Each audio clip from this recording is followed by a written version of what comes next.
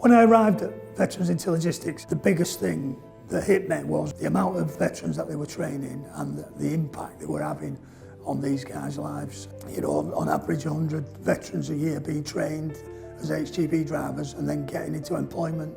That impact that we're making is the reason why we get out of bed in the morning. I'm John Harker. I'm the General Manager at Veterans into Logistics, and I did 33 years in the military. I joined the Queen's Lancashire Regiment initially, and it was a family. You moved about together, you were with your mates all the time, and that's one aspect that I loved about being in the military.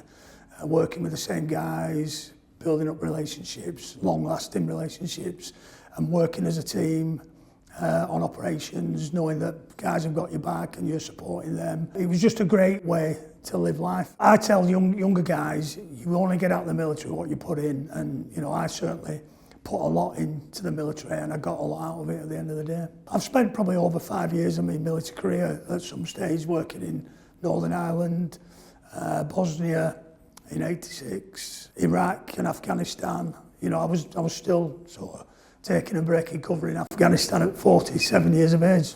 Initially, as a non-commissioned officer, becoming regimental sergeant major is like the pinnacle of your career. So there's one regimental sergeant major in a battalion of 500-600 men. That was a big highlight for me. And then 2 years after that, I got commissioned. So I was commissioned from a non-commissioned officer to a commissioned officer. I really enjoyed my military career, and I actually left 6 years early. My last job was at the Queen Elizabeth Hospital in Birmingham, so I headed up the team that provided all the welfare support for injured soldiers coming back from Afghanistan, and well, anywhere in the world really, but mainly Afghan at the time. And while I was there, I just thought, you know what, my last 6 years in the military are going to be sat behind a desk in infantry headquarters or the MOD, and I'd always been frontline units, hands-on, and I thought, it's not really for me, that. It was a good life, you know. I only joined for 3 years, but I was enjoying it that much. Before I knew it, I'd done 33 years and was leaving. Is that a big issue, do you think, when people leave the military, that transition into civilian life and finding suitable employment? Is that a big problem? It is a problem for some, and we deal with the guys who do struggle. Primarily, I would say 75–80% of those that are early service leavers.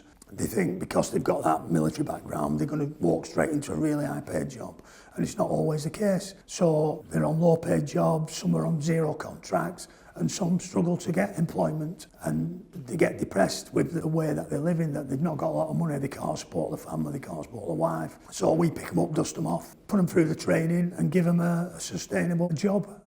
If there are any veterans out there watching this film, why is a career as an HGV driver such a good one? If you leave early as an infantry soldier, you've got a lot of indirect skills to offer that you've learned during your military career, but you've got nothing to hang your hat on when you come out. And some guys might not be academic, but being an HGV driver is a skilled job, and it's well paid. And you know, this country would grind to a halt without truck drivers. So with that licence, you will always get a job as a HGV driver. Asda and Muller over the last couple of years have had over 40 drivers offers, and they reckon that they've got over an 88% retention rate from veterans. And the reason is because they're grateful for the opportunity, and then as a veteran, they've got additional skills that, you know, they bring a lot more to the party. It must give you a huge sense of pride, John, to see these guys come from where they were to where they are. Yeah, and that's why the team do it. That's why the team work tirelessly to try and bring in the funding and support the veterans and get them through the driver training and into employment. Our target is 100 veterans a year. We've got 50 veterans on our waiting list at the moment that we're waiting to draw down funding for. It'll just keep going and going, but that's why we do it, because the outcome, that impact that we're making, and these guys are so grateful for the support. Veterans Foundation have been brilliant. They supported us with £30,000 towards helping us renew our ageing vehicle fleet, and they've supported us with £20,000 a year for the next 2 years towards helping with salary costs. So we're immensely grateful to Veterans Foundation and to all the people that donate, because without people donating to them, you know, they wouldn't be able to support charities like us in supporting the armed forces community. To those who do support the Veterans Lottery, Firstly, I'd like to say thank you, because you wouldn't believe what it's done for us as a charity and how it's going to support veterans going forward. Keep doing it and encourage other people to sign up, because the Veterans Lottery enables the Veterans Foundation to support not just veterans into logistics, but a lot of veterans charities and a lot of the armed forces community right across the country. If you want to support charities like Veterans into Logistics, please play the Veterans Lottery. Thank you.